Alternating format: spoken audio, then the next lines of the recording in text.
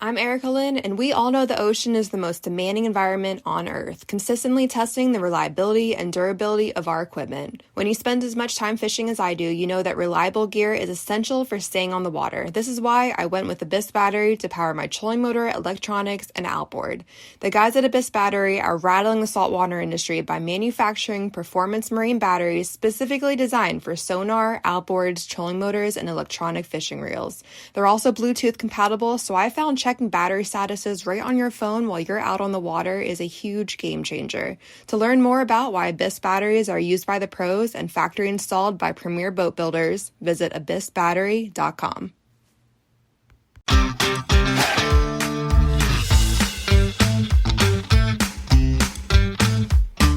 Hello and welcome to the Publicly Challenged Podcast. I'm your host, Luke Oswald, and I hope you join me on my quest for knowledge to become a better public land hunter, angler, and forager.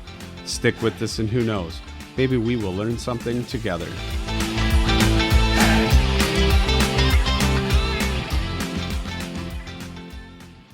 Okay, so I'm sitting here and I've got LINDSAY PERSICO on the line, and she has recently been on the TV show Alone the Beast, and she also has a website, Hunt Fiber, that has all kinds of great content. So if you haven't seen it, definitely check it out. And LINDSAY, I'm just going to quit introducing you and let you introduce yourself because obviously you could do it better than me. Thank you. Uh, so I live in Montana. I was born and raised in Idaho, and I am an avid lover of the outdoors and hunting. I started hunting as a young girl when my dad would take me out to look for whitetails. We lived up on a high mountain prairie area where there were a lot of canyons that went down, and it was great whitetail hunting. We do a lot of sitting and glassing and spotting whitetails in their beds, and that was a lot of fun. I got addicted to that at quite a young age, and it's stuck with me as I've grown.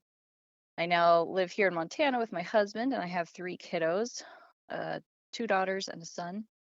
And we've been blessed to be able to introduce them to hunting, and they are very interested in it, very excited about it. My 12-year-old daughter has taken multiple deer and an elk last year, and then my younger daughter has taken her first deer last year, and then my son is 5, and he can't wait till it's his turn.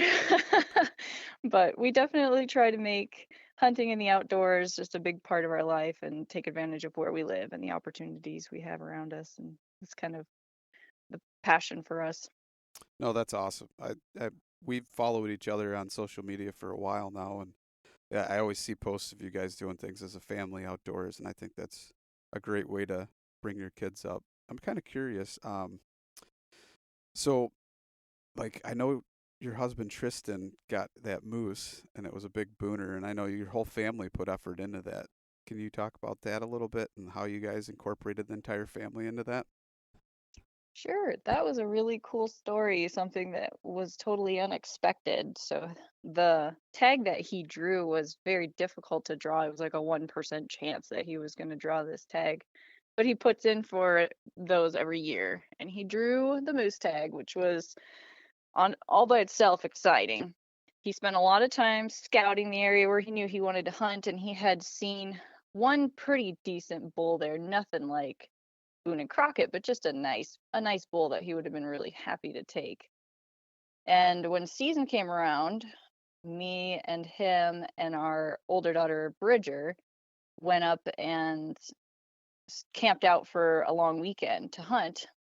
And he went up in that area where he had seen the big bull before that he was hoping to kind of connect with, and it just hadn't come out. We went out for a morning hunt, an evening hunt, another morning hunt. Couldn't see him. Bridger and I went and glassed some other areas looking for something else, and we decided to take a drive and go way around to this other spot that he hadn't really done any scouting in. He'd driven up to that area and had seen a cow and a calf up there, but it was like kind of a backup spot if the other spot didn't work out. So we got up in there, and it was the coolest area I think I've probably ever been in. It was an old growth forest, really dense, really thick, up high.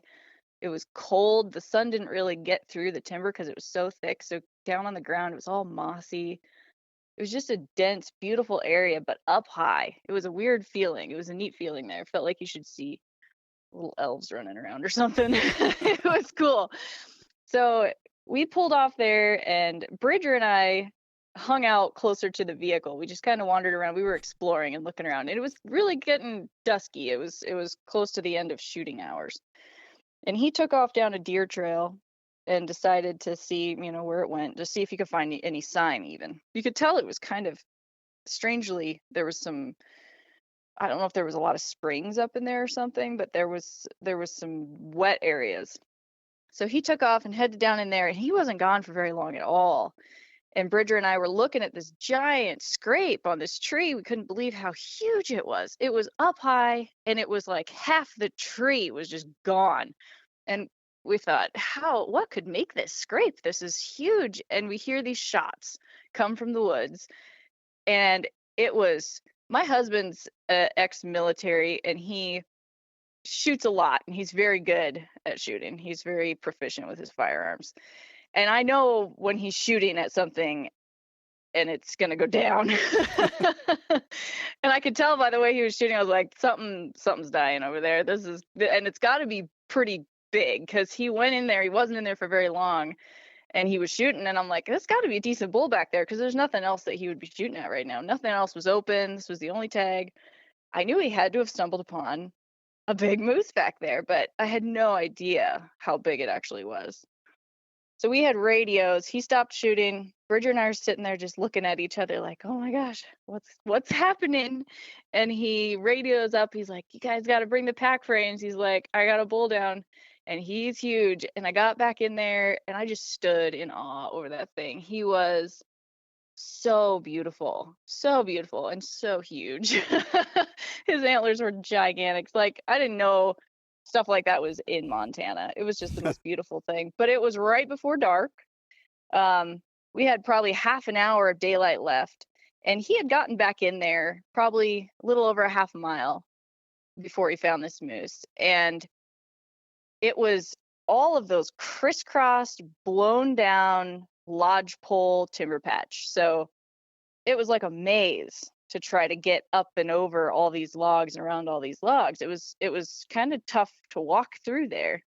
So I started butchering the moose, and Bridger held the light for me because it got dark right as we started, and Tristan just started taking trips back and forth from the truck to the moose with the pack frame, and I would butcher, get him a load, and he'd come back, and I'd load him up, and Bridger would keep the light for us and shine everything. She packed out a little bit of it herself, packed out some of the gear, but she got to see everything. She got to see the whole process. She got to be a part of it all. And it was one of the coolest things to have her there, her face watching everything and just getting to see her reaction. And that was priceless. That was one of the best parts of the whole thing. How old was she at the time? I mean, she was probably pretty little, She right? was, I think she was 8. She was 8 or 9. I think she was maybe 9. That's pretty cool. Yeah, she was That's a pretty cool little. experience. Yeah, but that's It was neat. amazing. I mean, that's like right now. I mean, my oldest daughter, I've got 2 daughters and a son as well, and my oldest daughter's 4, going to be 5 this summer, and it's one of those things that she always acts like she wants to go out, but we've got baby chicks and stuff, and she won't even hold them. It's the middle child, the Oh, wild one yeah. that doesn't care about anything and will do anything with dad. So we'll see. It'll be interesting. She keeps talking like she wants to go hunting with me, but I hope she does. You'll just Yeah, work her into it slow. She'll probably come around yeah, I'm hoping so. if she's got an interest in it. But That's so, cool. I want to ask you. You do. I mean, it's inspirational to me even, and I slack a lot on my fitness, and then I'll just get after it. It seems like about a couple months before, but you're one who keeps after it all the time, relentlessly, always doing something. And I know that ties in to hunting as well, obviously. Um, and you're continually working out. You want to talk about how that kind of ties into hunting for you? Sure. Well, for me, one of the reasons why I try to not slack off on my workouts is because I absolutely hate having to come back from that. Like, it's so much easier to keep yourself in shape and just to keep your schedule and to keep on top of it. It's actually the less lazy way because it's easier. But when you Yeah. slack off and you have to come back, it's so much harder. And I know that because I used to do it all the time. And I just hated that, how much work it was to come back and to know how much I lost. And I often thought if I hadn't stopped, I wonder how much further I'd be right now if I had kept on working at it and I hadn't quit in the off season. So that's part of it. The other thing is I have an autoimmune disease called Hashimoto thyroiditis. And one of the things I've really found that helps me is exercise. I just feel a lot better when I'm keeping active and I'm staying fit. So those two things, on top of the fact that hunting in the West is extremely physical. It's you got to carry big packs. You're hiking mountains. You're carrying out really large animals. There's no part about it that isn't really physical. And I have a husband who's extremely fit, and we like to go a long ways. I don't ever want to slow him down. When I'm out there by myself, I know I might have to bring an animal out by myself. There's no way I could possibly be as fit as I want to be for everything that I want to do. So I figure I better do the best I can to be as fit as possible. Yeah. So how many miles do you typically put on? Do you ever log that when you do your rucks?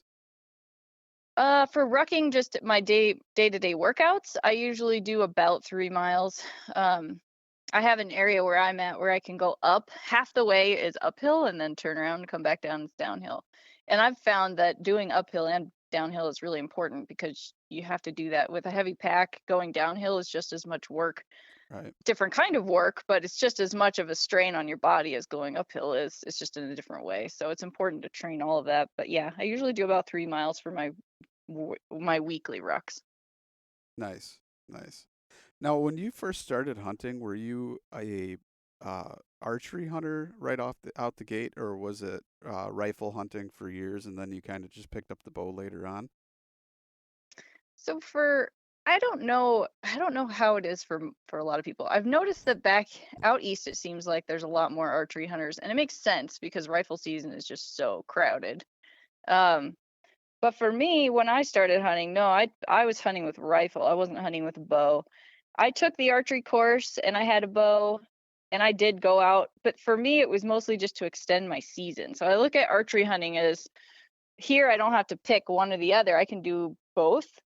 And archery season just comes along earlier in the year. So if I have my bow and my archery stamp and I want to go out during archery season, it just extends the period of time I have to get a big game animal. But for me, archery hunting is not nearly as successful and it's a lot more time consuming. And I've got 3 kiddos that we feed on wild game. So it's very important that we fill our tags every year because we need that food. And then I've got 3 kiddos, so they keep me really busy, and I don't have as much time as I want to get out into the woods. So I use that archery as an extension of my season, but it's not my passion. I really love rifle hunting. Yeah. So let me ask you this then, because obviously time constraints and stuff like that.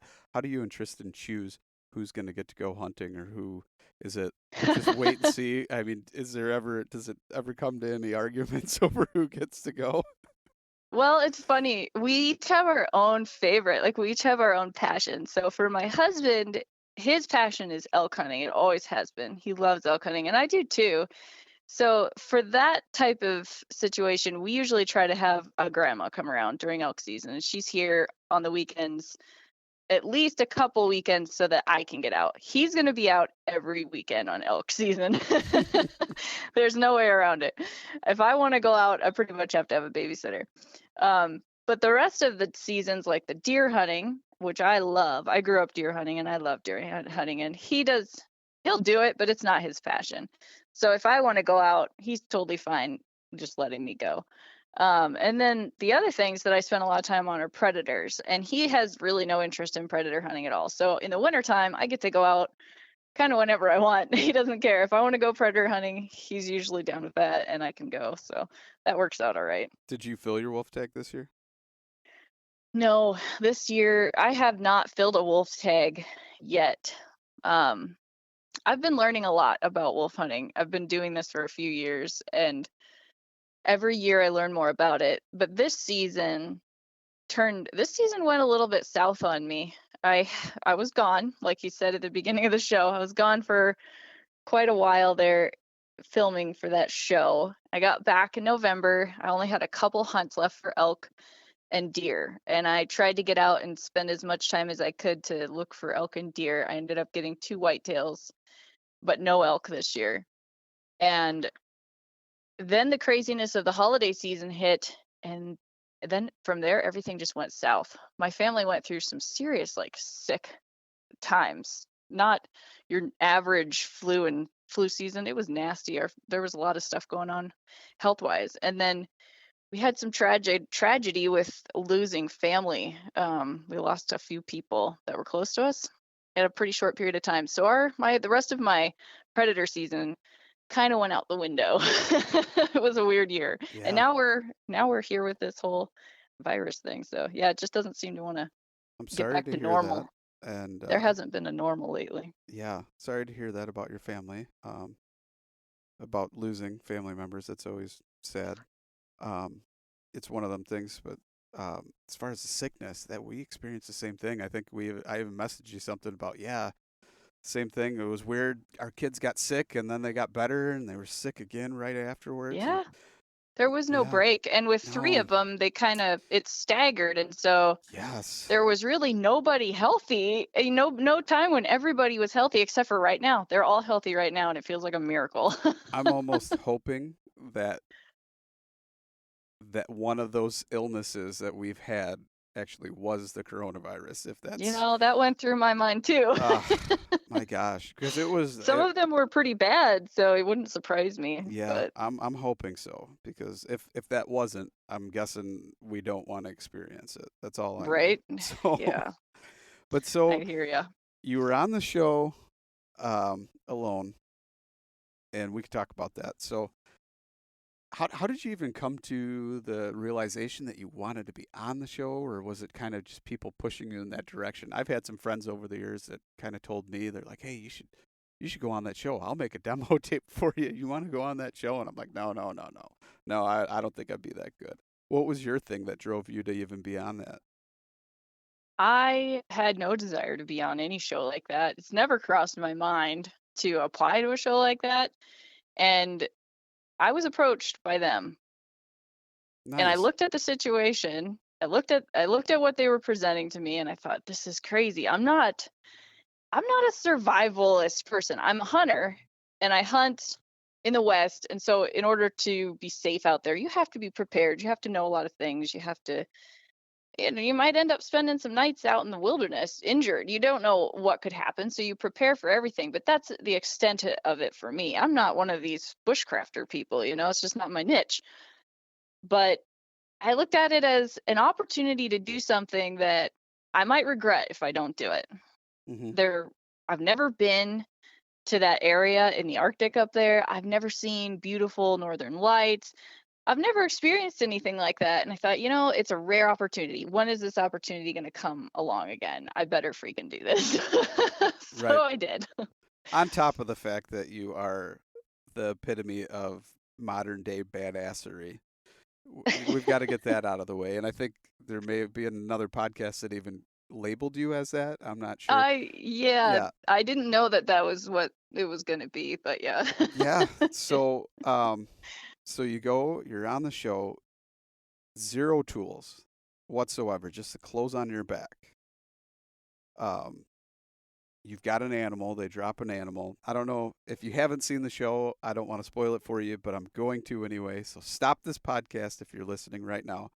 Go watch the episode and then come back and finish. Um, you guys go and right away you dive in. I mean, the other two cast members were kind of just there looking for a rock, helping, and you're already elbow deep in this animal.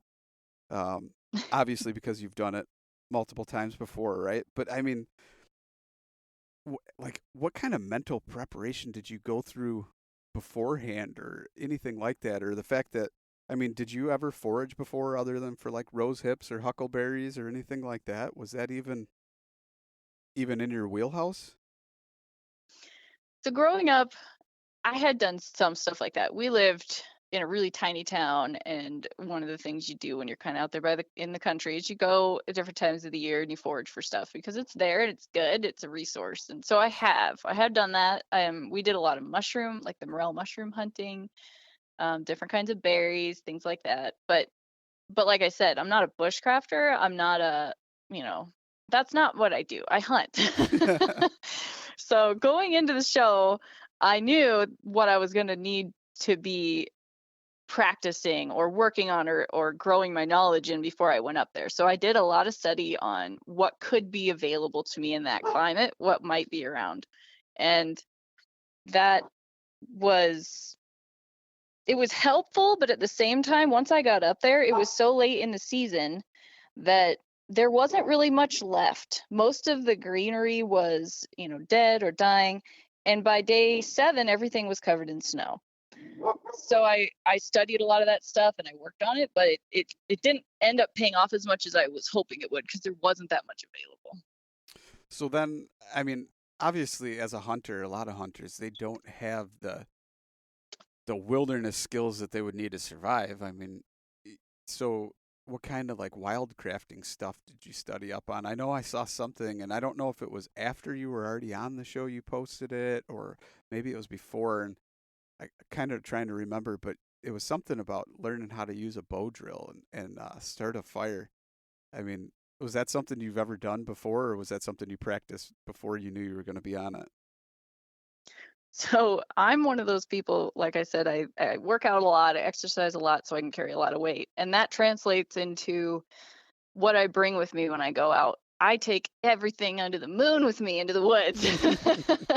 I've got multiple knives. I've got multiple ways of starting a fire. I've got saws. I have first aid equipment. I have everything because I don't want to get out there and have to make my stuff out of tree roots. And that's not what I want to do when I'm out there. If I get stuck out there, I want to have what I need in my backpack.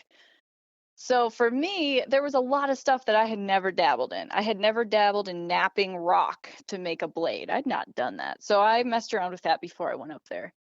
And I learned quite a lot. It was very interesting. It's fun to look into that stuff. It is interesting, but I have so many hobbies Yes. that kind of thing isn't a part of my daily life, So I dabbled in that.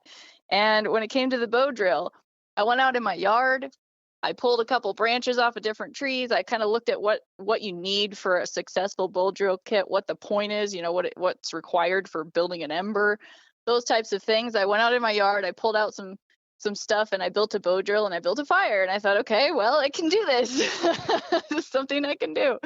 But it wasn't something that I naturally just had all those skills. They wanted people who had a specific skill set because they set you out with a group of 3 people and you each had your own specialty. My specialty was butchering and processing of meat. That was what I came into it with as a specialty. The other guys had different ones. So I knew that I may need those skills if something happened to one of my teammates, or in my case, both of my teammates. Yes. But I was hoping that what I was bringing to the table was the butchering, and then everybody else would bring something else. That was the goal of the show. So the one that was the wild crafter was the one who got ill. Is that right? Yes. And Yep. he was out in what, like 3 days? Yep. He left on day 3. Day 3. And then I was thinking, okay, the 2 of them, they'll last a long time. And then it was like 7 days in or something. Yep. Is that right? 7 days, and then he left. On day, yeah, Zane left. Oh, and I was like, what is going on here? And I was like, she's got this. I know she's got it. But I did not see that coming. Yeah, it blindsided me. And I mean, there's probably, and I don't know if we could talk about it all, but there's so much that's probably left out of there. Obviously, 28 days of filming and different experiences and things that you experience that, obviously it's an hour-long show. You're not going to get to see all that. But so they had to leave out a lot. Yeah. Sure. I almost want to, hopefully they come out with like a extended cut behind the scenes. Right? Or something, because that would be amazing. I want to see more of what you did. So let's talk about, I mean, obviously you're eating the meat. What else were you eating besides that? Well, really like I said, the first 7 days, was all that I had without snow on the ground. And there was berries. There were berries that were, everything there grows so slowly that the plants are very low to the ground. I had rose bushes like I have here where I live, but instead of being, 2, 3, 4 feet tall, they're only 6 inches tall and very low to the ground. So the berry bushes were the same. They were so low to the ground. And once the snows came and covered everything up, you couldn't really find them anymore. They were gone. But for the first week, I had berries. And so I would pick berries in between butchering and before I went to bed and whatnot, and we would eat those. But aside from those, rose hips, which don't provide you with much, it's mostly just a little taste off the end of it. And some vitamin C. Um, But so would yeah. you wouldn't eat the whole rose hip though, would you? You just eat the flesh No, and you spit can't. the The whole you rose hip is not edible, and the seeds have a fiber around them that's yeah. really irritating to your digestive I system, so mean, you you can't eat the could, seeds. but it'd probably be pretty painful on the other end. It wouldn't benefit you. Let's just put it that way. Yeah. You could eat it, but you wouldn't be benefiting. If you didn't have diverticulosis, you would after that for sure. Right, no doubt. Right. So I just used them to kind of sometimes flavor towards the end, I had only dried meat. And so I would pull the rose hip, the little tips off, and put them onto pieces of my dried meat and eat them just so they had some flavor to them. But yeah, there wasn't a whole lot of nutrition coming from the rose hips, but it was primarily for after the first week, it was just pretty much a moose meat diet. I mean, were you eating any of the tips of like the different ever pine trees or anything that could give you any The only nutrients or trees, the only trees they really had up there were spruce. oh man. Um, and no, I didn't eat the green. I do that here sometimes when I'm out hunting on the young shoots of trees, but these trees were a little bit different than what I'm used to chewing up there. And Yep. I don't know. It never really crossed my mind to chew them. I could have for vitamin C, but I never really felt sick up there. I felt pretty healthy. Never thought never crossed my mind like, oh, I need some vitamin C or I need something that I could get from these. So I never bothered with the trees. I just ate the meat. So were you I eat a heavy protein diet as it is at home, so it wasn't exactly what I eat at home, but it wasn't that much different than what I eat at home. so at one point, I mean, you were pretty much a carnivore diet. Not by Yeah, yep, not by definitely. by choice, but necessity at that point, huh? Yeah, yep. I also ate the bone marrow, which has a lot of fat in it. That was really good. And that helped me a lot. I would start to get real tired and run down, and I'd crack open one of those bones and cook up that bone marrow for a couple days and eat that, and it helped a lot. So how'd you do it? Did you take the whole bone and roast it in a fire and then crack it open, or what'd you do? No, I would just break the bone open with a rock and then kind of take the end of a small stick and scrape the bone marrow out. And then I actually cooked it on the shoulder blade over the fire. And then I Nice. would dip my dried jerky into that grease and stuff and eat the little pieces that crackles that kind of cooked up. It N- was really good. nice. Tasted awesome. And that's the thing is it's in the moment or in the experience, sometimes the food tastes so much better. And if you were to eat that Oh, at it does. home, you'd be like, "Oh, Yeah. what is this?" Yeah, it's true. And I've found that like I only really ate out of necessity. I never was like, oh, I wish I had something to snack on. You didn't have these. I had 3 meals a day. I made myself eat 3 times a day, even though I didn't feel that hungry necessarily. But when I did eat, it tasted really good to me because there wasn't any sugar in my diet. There wasn't any salt in my diet. So, and your body gets used to it and it just tastes good. The natural flavor of the food is enough. So let's talk about mental preparation. What did you do to keep your sanity beforehand, knowing you're leaving, your babies are at home, you're going to be gone, not seeing them? What was that like? I mean, I know that's pretty tough. I sometimes travel for work and stuff, and it's hard just to be away a couple weeks from my kids. So, what was that That was like? the hardest part of the whole thing for me was leaving my kids because my main job is being a stay-at-home mom. That's what I do. And I love my job.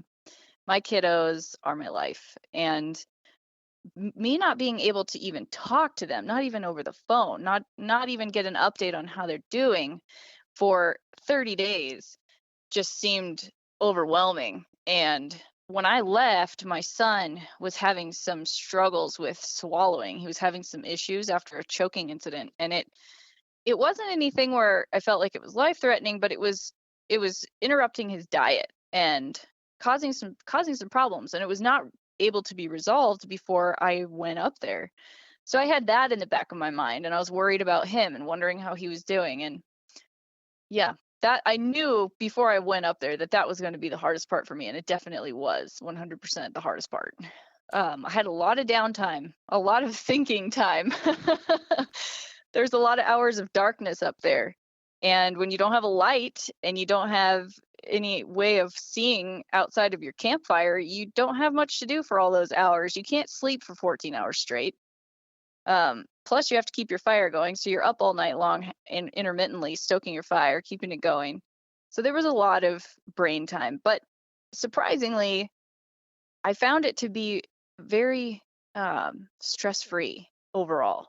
My mind didn't have a lot of anxiety. I didn't have a lot of stress because aside from wondering how my kids were doing, which I had no control over at the time, so I kind of had to let that go in a way. Um, there wasn't a lot to worry about besides your basic things like keep my fire going, keep my fuel stocked up, keep my meat safe from predators, don't get hurt. Like there was just very basic human needs, drink water, that I had to think about. But I couldn't worry about these giant stresses that are going on in the rest of the world. I had no connection to that, and I had no way of knowing what was happening. There was an impeachment process going on when I left, and I wondered one time while I was up there, I was like, I wonder if we still have the same president right now. But like you don't, the rest of the world is going on out there, but there's these places where all this craziness means nothing because they're unaffected by it. And I was in one of those places, and it was one of the most peaceful things to be away from all of that chaos. So what was your day to day like then? I mean, did you sit down and give yourself a little bit of reflection or go sit in a certain spot or just something that was kind of inspirational to you there and then go about your daily routine? Or I mean, did you make yourself commit to a routine to keep your sanity? What'd you do? When I headed up there, I intended to be very routine about what I did because I knew that that would be good for my sanity. But I did not realize exactly how everything was going to go while I was there. And when you get thrown into a production, which is what this was, you lose a lot of control over your time. So I would get up in the morning and I would always drink water. That was one of the things that I knew I had to keep up on, and it was hard because the water was not close to where my shelter was. And there was a large hill there that I had to go up and down, and the bladder that I used to carry my water froze, so I couldn't use it anymore. And water was a high priority. So I had specific points in my day where I always stopped whatever I was doing and I went and I drank water. And I knew I had to do that in order to stay hydrated and stay healthy. So that was one regular thing in my day. But aside from that, it was just there was a lot of repetition so that, the camera could get what was happening. They were trying to tell my story. The camera people had to tell my story. And in order to tell my story, sometimes I'd have to repeat something that I did that they missed, Mm. or I'd have to say something. They'd need me to explain something that I did because, it wouldn't make sense to somebody who wasn't there. Things like that you don't realize you're going to have to do until you get there. I wanted to go out and explore and do a lot more things. I didn't have the energy to do that once I got there. I had the energy to accomplish my daily tasks and the things that I needed, but I didn't have extra energy to just go and explore like I normally would. So I tried to think through everything I would encounter up there. And for the most part, I was able to feel pretty prepared. But there were some things that I just had no idea that it was going to be that way. So I couldn't totally prepare for it. And it changed the way I went about my daily day-to-day things just because the nature of what it was. Was there ever a point where you thought maybe your emotions weren't going to stay in check or anything to where just a certain point where you were like, doubtful of yourself that you were even going to make it? No, when I went up there, in my mind, the only way I was leaving is if something happened at home that was an emergency and I had to go home for my kids or my husband or something. Or if I got to the point where I was injured or sick and they had to pull me out and they forced me to leave, I was not leaving. It didn't matter to me. If they recommended it, I wouldn't have been leaving. They'd have to forcibly pull me out of there. There was no way I was going to go home.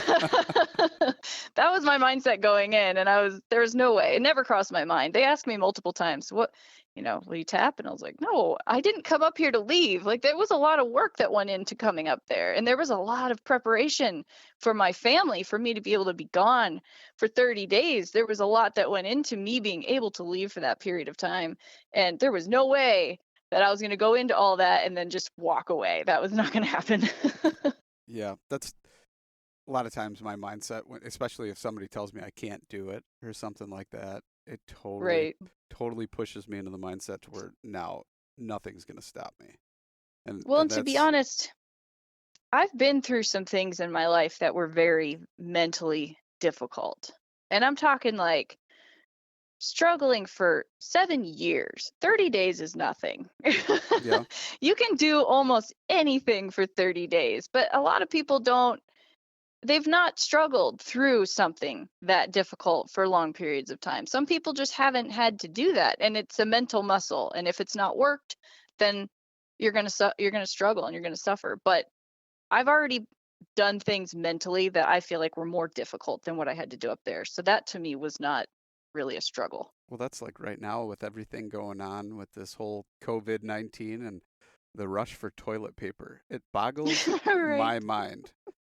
And I told my wife the Right. other day, I said, how soft are people that they're worried about toilet paper?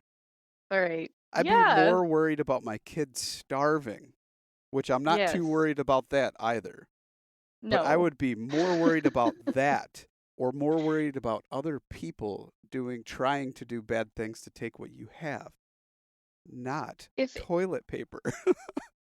if we learn anything through this whole thing, hopefully it's that the majority of our population is extremely soft, and Yes. it's due to how blessed we are. We're very blessed people, and that's a wonderful thing. But we also need to challenge ourselves, and we need to be able to withstand things like being without toilet paper, without it being the end of the world. Absolutely. They're Charmin soft uh, is what they are. right. Yeah, exactly. Yeah. No, I mean that's why I hunt public land. It's a challenge. It faces new challenges every day, and to be honest, most of the time the challenges are people. But Yeah, yeah, it's true. definitely why I do it. So moving forward from this point on, what kind of skill sets are you wanting to work on, or anything like that that's kind of inspired you from that show? Learning more foraging or anything like that? You know, I came away from that show feeling like, wow, I could do this. Like, what is there that I'm limiting myself in thinking I can't do that, but I actually could, because that was a new level for me when it came to physical and outdoor type of challenges. I was able to accomplish that, and I thought, gee, there must be so many more things that I could do that I'm not doing right now. But going into this next year, this is kind of everything's up in the air right now, but I felt like my hunting season last year it was kind of it was kind of stolen in a way, but for a good thing. Like, the show took over my hunting season. And it was worth it for one hunting season, um, to go and do that and have that experience. But next year, I'm just looking forward to a regular hunting season. I want to go out and chase elk, and I want to go out and chase predators, and I want to go do what I love doing. I love being in the mountains. I love being in the outdoors. I love the chase, the hunt, all of that stuff, and I just want to fully immerse in it this year because I feel like I kind of missed it last year. Definitely. So do you plan on coming back to Illinois again? You gonna try and get another I'm gonna try to. whitetail buck? Yeah, I've gotten to come there 2 years, and it's been fun. It's so different. It's so different from what I'm used to doing out here, and that's what I love about it. I like to see how other people do, how other people hunt, and how they chase whitetails, and how they, go about. Everything's so interesting in the different parts of the country, how people do it, and I have a blast coming out there. It's great. It's a great time. It's neat So countryside. I always see something new I'd never seen before. yeah, so I've got a little bit of advice for you. You don't need to get Okay. new boots. All you need to do is bring your same boots, but buy boot covers for those boots. I've heard people say that. That's so funny. I don't Yeah. have such a thing, but I bet I could find them. Arctic Shield makes a great pair. They're not terribly expensive, and they work And you good. just put them over your Yeah, shoes. so I recently, because I started doing the out west thing and went on an elk hunt, different things like that, that I have Western hunting gear, and I've actually applied all of my Western hunting gear to the way I hunt whitetails here in Illinois. I want to be highly Interesting. mobile. I want, high performance clothes because, yes, I'm going to be going deeper, longer than most people as far as hiking and to different spots. I'm going to maybe be a little sweaty. I want it to wick, all the things that you want out of Western hunting gear. But when Right, you which is add, all I have, right, so I but bring it there. so Right. you add in that puffy layer and the puffy pants that you can put on or in between or use your rain gear to block. All the things I've learned from Western hunting, I have now applied to my whitetail hunting and it works great. The only caveat to that would be my hunting boots, which the Western hunting boots are uninsulated. And I normally actually last longer in those boots because my feet get hot. I have sweaty feet, but wearing good merino socks, I can do pretty good in those boots up until I get into like the teens, and then my feet freeze. But so last year, normally it's not that cold during the end of October, early November, which was crazy this year. We had like I don't know if it was actually part of a polar vortex, but it came rushing in right around the rut, second week of November, first week of November, and it was just blistering cold, negative with the wind chill, like double digit negative. And I was like, this is crazy. My feet are freezing. My other boots, I mean, normally I just wear rubber boots. Couldn't wear those. So I went and bought some of those boot covers, threw a hand warmer in there inside of that boot cover once I got up into my tree stand. And I was so toasty. My feet never got cold, toes never got cold. And I had no idea that it was even negative outside. It was That's perfect. awesome. So I'm gonna have that's, to do that. yeah. So look into that. You don't got to go getting a whole new pair of boots, some silly double insulated boots or anything like that. You can wear your same boots. Giant boots. Yeah. Well, and I thought about that too. Like, I hate climbing up in those tree stands, and I definitely wouldn't want to do it with some giant snowshoe on my foot, you know? No, absolutely. And that's the thing. Like one of the pairs of boots I had, my climber tree stand, you couldn't even get in the foot loops with a big Right? insulated pair of boots. You couldn't even get it in to climb up the tree. So, Yeah. yeah, and I like, and especially like rubber boots. Some of the rubber boots that people wear, those are dangerous on a tree step trying to get in. So, yeah, no, I wear my Western hunting boots almost year round now. So, that's That the makes way to do sense. it. Just get yourself some boot covers. That's a simple fix. That's a Yes, simple it is. fix. I can do that. And hand warmers, hot hands. Recommend them. I do have those. I had those inside of my mittens on my feet. Oh boy, yeah, I saw a couple pictures of that. Yeah, I was like, I'm gonna keep these feet warm while I'm watching for these deer. So what ended up happening? You never saw one, or you never saw one that was big enough to take? What was? There just wasn't anything that was a shooter. Yeah, I saw a few small bucks and lots of does, but no shooter bucks. And I was out there with Rob Sharkey. He's an outfitter over there, and he said that it was because their crops weren't able to be harvested before the season, and so there were just fields full of standing crops, and that the deer weren't doing their usual patterns and such. So they were hanging out in the fields where all the food was. There was no reason for them to be moving through these areas where we had the tree stands and stuff up. So Yeah, it that made was sense, it but it was it was still fun. it was a very interesting year as far as that went. Very strange. If people did get it in, they couldn't get it out. Some people didn't get it planted at all. So hopefully Right. this Yeah, year it is a was a normal rough year, rough year. although it's already started out pretty strange. So Right? as Yeah, of here right too. now, yeah, I don't even know if I can go and hunt my turkey tag Oh, really? because Illinois DNR. So most of the Department of Natural Resources or Parks and Wildlife, whatever you want to call it, or whatever your state labels it as, hasn't closed the parks.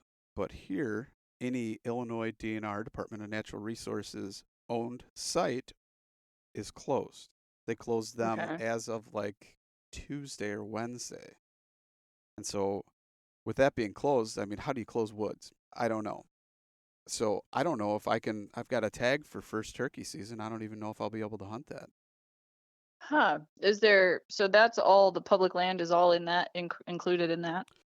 Almost all of it. So we've got Almost national all of it. forest, which is way down south in the southern tip of Okay. Illinois, and then we've got just one spot that's national forest that's tallgrass prairie, which is not too far from my house. But the way Illinois Not really. works is if it's public Turkey. land, it's site specific that you have to draw a tag for. Oh, wow. Yeah. That's hard. Yes, it is. So, and here I got the tag I wanted for the turkeys first season. Nobody else has tried calling them in or educated them. I mean, it was a perfect setup. I already went out and did some scouting and found a couple spots, called in a gobbler to little Oh, practice, fun. and now I don't even know if I'll get to do it. So that's kind of crazy, but Turkey hunting's like the mini version of elk hunting. It's cool.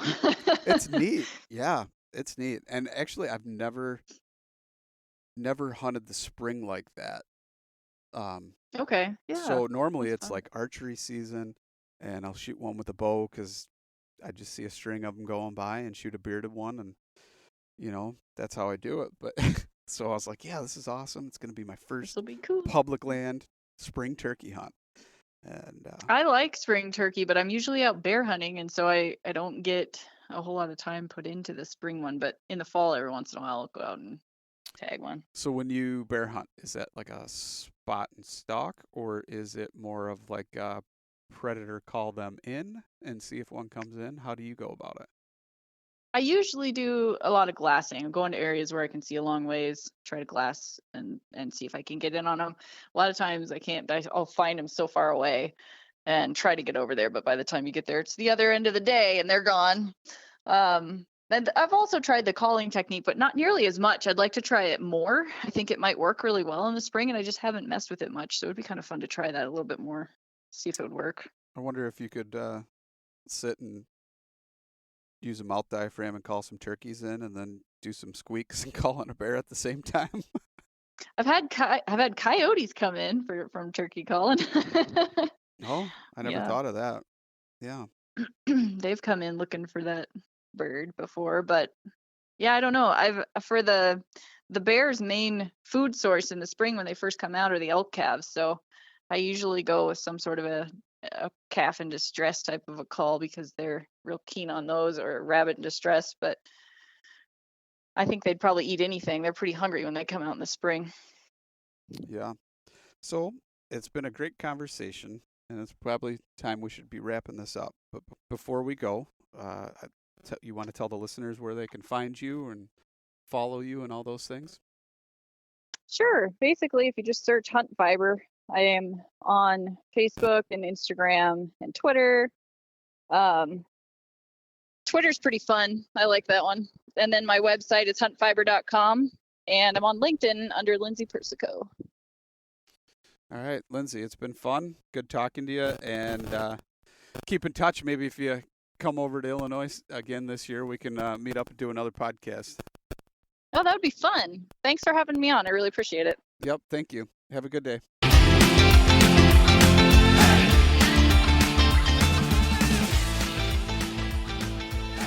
And once again, thank you so much for listening to the Publicly Challenged podcast. I hope you enjoyed the show, and if you did, please subscribe on whatever platform it is you're listening to. Also, if you could leave a review, that would help us out. And you can check us out on Instagram or at publiclychallenged.com. And once again, thank you so much for listening to the show.